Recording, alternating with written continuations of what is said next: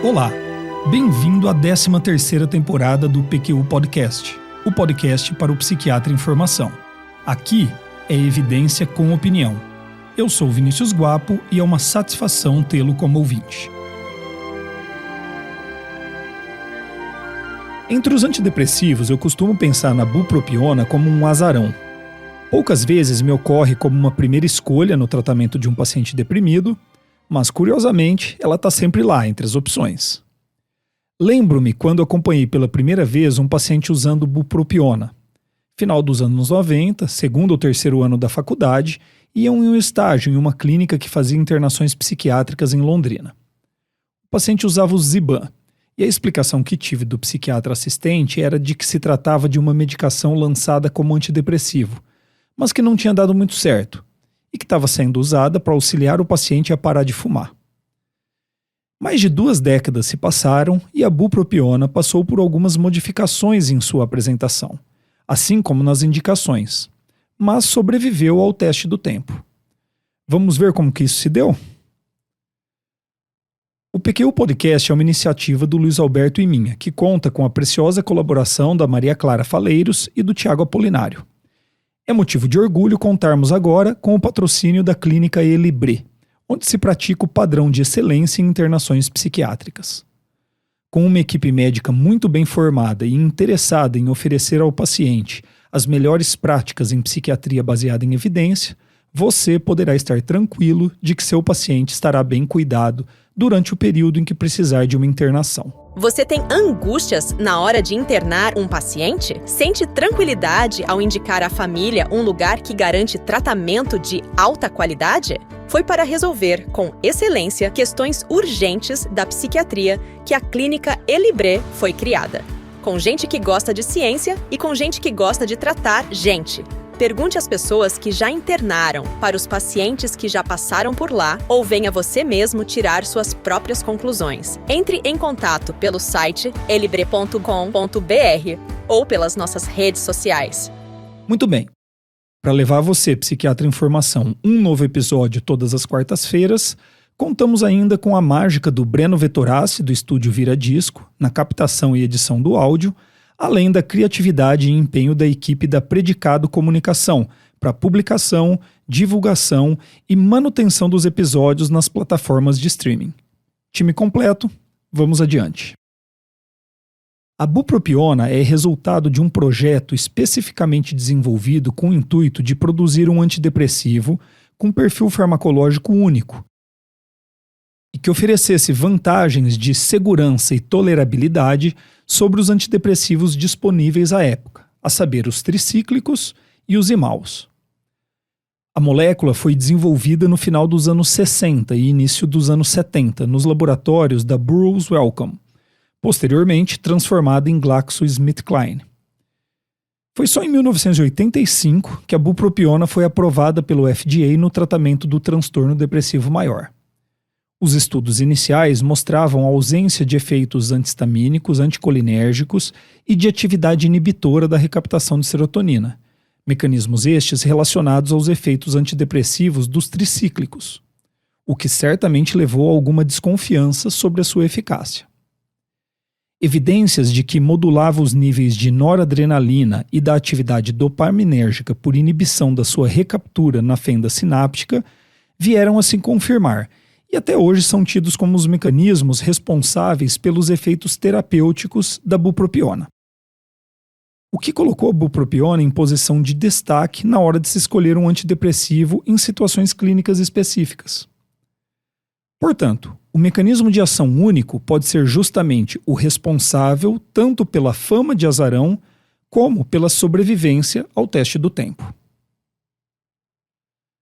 A bupropiona é uma substância rápida e eficientemente absorvida após a administração oral.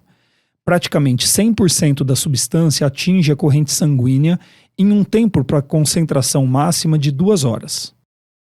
Subsequentemente, a biodisponibilidade cai a 5 ou 20% após metabolismo de primeira passagem. O tempo para concentração máxima foi estendido com formulações de liberação prolongada, 3 horas até concentração máxima, e liberação estendida, 5 horas até concentração máxima. Tais formulações, ao prolongarem o tempo até a concentração máxima e diminuírem o número de picos plasmáticos, teoricamente diminuem a ocorrência de efeitos colaterais e aumentam a tolerabilidade da medicação. Além disso, a possibilidade de posologia com 2 ou mesmo uma tomada, ao invés de 3 tomadas ao dia, como preconizado com a formulação de liberação imediata, é uma boa aliada na adesão ao tratamento. A metabolização da bupropiona depende primariamente da enzima do citocromo P450-2B6. Outras enzimas deste complexo podem ter papel secundário, dentre elas a 2D6, amplamente implicada no metabolismo de diversos antidepressivos. É após o efeito destas enzimas que a bupropiona é metabolizada em hidroxibupropiona e posteriormente em treohidrobupropiona e eritrohidrobupropiona. Os 3 principais metabólitos da bupropiona demonstram ter atividade farmacológica e a meia-vida da medicação é de 21 horas. A eliminação é feita principalmente pela urina. Substâncias que também têm seu metabolismo dependente da enzima 2B6 e em menor importância da 2D6 podem inibir por competição o metabolismo da bupropiona. Atenção especial deve ser prestada a pacientes idosos com a prescrição de múltiplos antidepressivos. Apesar de não ser completamente compreendido, acredita-se que o mecanismo de ação dependa fundamentalmente da sua ação como inibidora dos transportadores de dopamina e norepinefrina, levando à diminuição da recaptação dessas substâncias na fenda sináptica. Sua baixa afinidade pelos transportadores de dopamina e norepinefrina, comparada à de outros antidepressivos, instiga a busca por outros mecanismos de ação da medicação. É sabido que a bupropiona age como inibidor de receptores nicotínicos de acetilcolina e ainda que não tem nenhuma ação no transporte ou liberação de serotonina. Também não inibe a ação da monoaminoxidase e não tem afinidade por receptores pós-sinápticos, estaminérgicos, adrenérgicos, serotoninérgicos ou dopaminérgicos. Até a dose máxima preconizada de 450 mg ao dia, trata-se de um antidepressivo bem tolerado pela maioria dos pacientes. Efeitos colaterais como insônia, cefaleia, náusea, boca seca e rinite podem ser incômodos. Em nossa experiência, ansiedade, irritabilidade e agitação podem ser sintomas impeditivos para alguns pacientes e devem ser monitorados. Certamente, o potencial efeito colateral mais grave da bupropiona é a ocorrência de convulsões.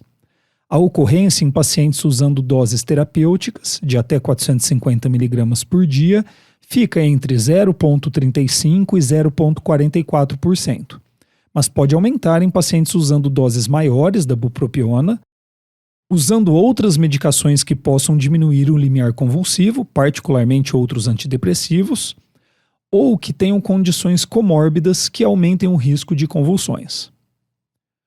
Outros efeitos colaterais a serem monitorados são hipertensão arterial, infarto agudo do miocárdio, taquicardia, mialgia. Alucinações e delírios podem ocorrer com o uso da bupropiona, que deveria ser evitada em pacientes com histórico de episódios psicóticos.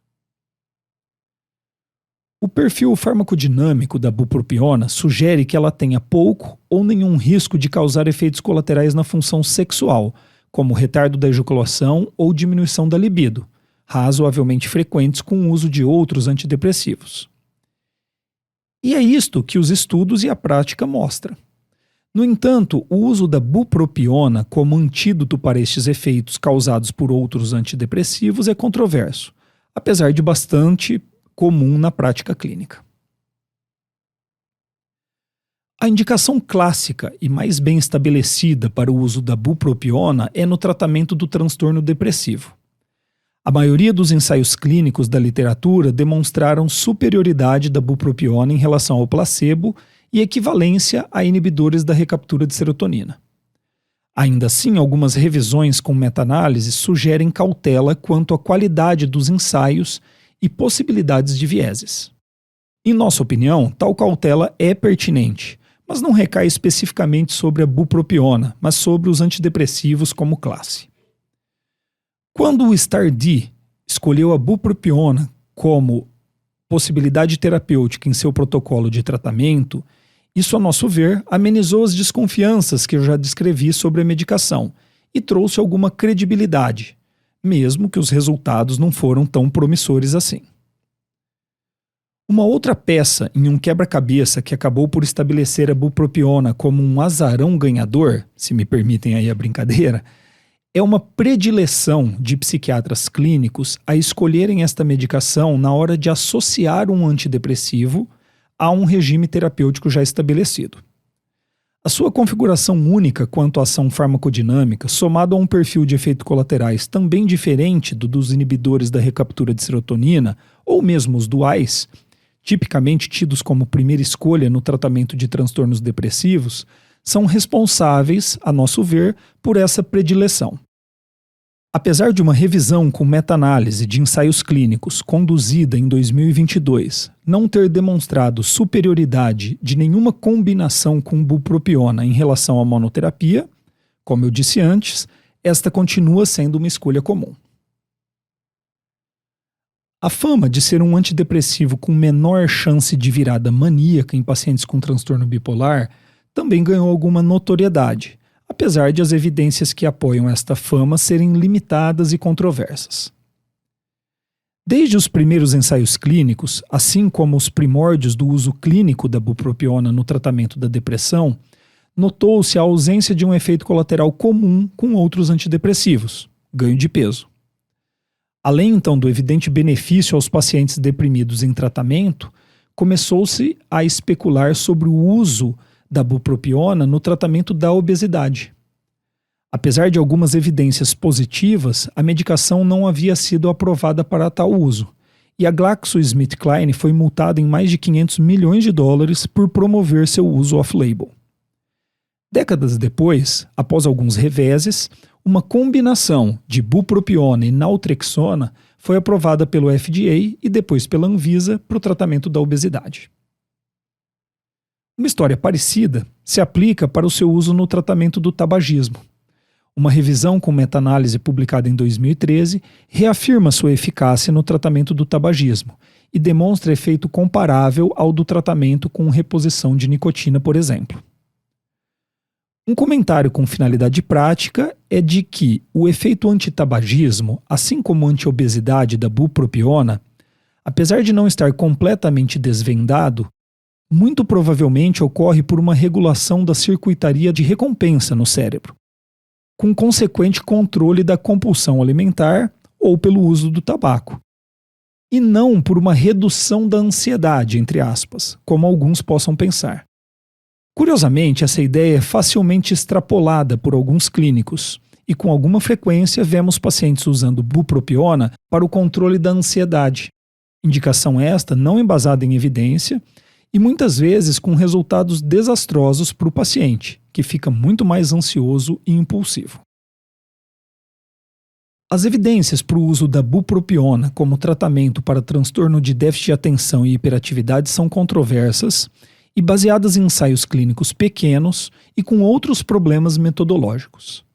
Apesar de haver evidências que mostram superioridade da bupropiona ao placebo, seu efeito não é comparável aos tratamentos disponíveis. Seu uso em pacientes com esta condição deveria estar reservado para situações em que haja falha dos tratamentos de primeira linha ou em que essas medicações estejam contraindicadas. Já nos encaminhando ao final do episódio, eu trago uma novidade. Em agosto de 2022, a farmacêutica Axsome Therapeutics conseguiu aprovação do FDA para a comercialização de uma combinação de bupropiona com uma droga antitussígena, o dextrometorfano, no tratamento de depressão. Sim, dextrometorfano é o princípio ativo presente no xarope Vic. O dextrometorfano é um antagonista não competitivo de receptores NMDA e agonista sigma-1. E apesar deste conhecimento, o mecanismo de ação do tratamento do transtorno depressivo é ainda desconhecido com o uso dessa medicação.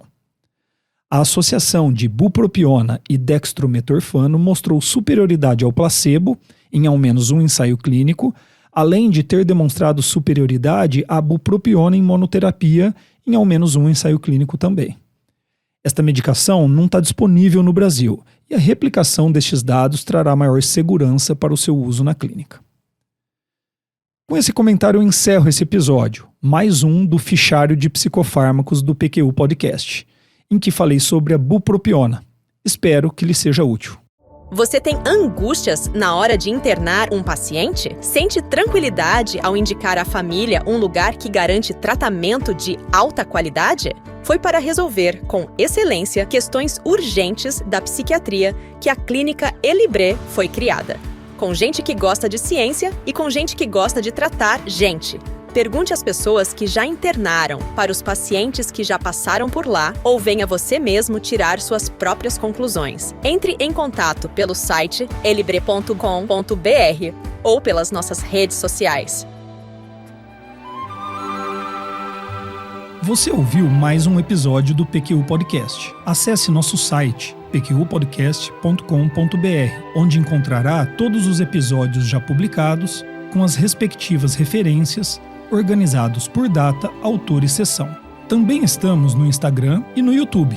Agradecemos sua atenção.